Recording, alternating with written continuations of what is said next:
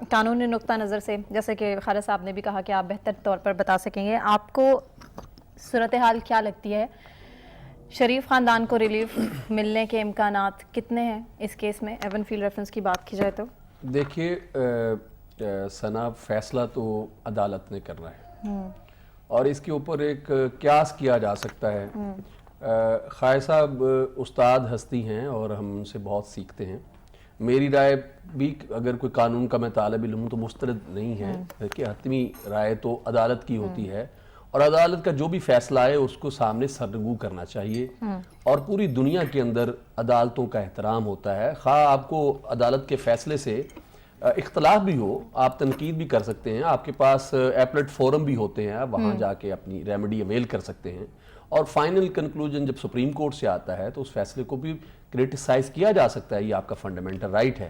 لیکن اس کے اوپر تنقید کے جب پرسنلائز نہیں کیا جا سکتا، سکینڈلائز نہیں کیا جا سکتا۔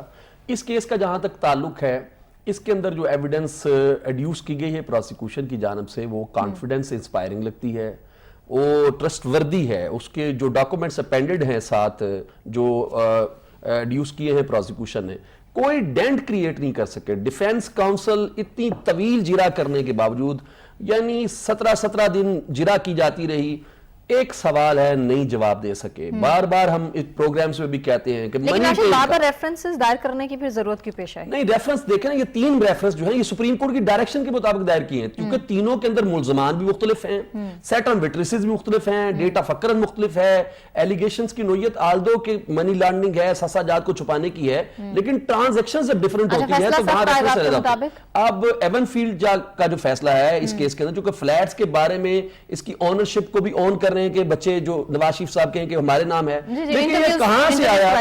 تو اس لیے پراسیکیوشن اپنا مقدمہ ثابت کرتے ہوئے دکھائی دے رہی ہے اور مجھے تو نوشتہ دیوار لگ رہا ہے کہ نواز شریف اور مریم اور باقی جو ملزمان ہیں ان کو سزا ہوتی دکھائی دے رہی ہے۔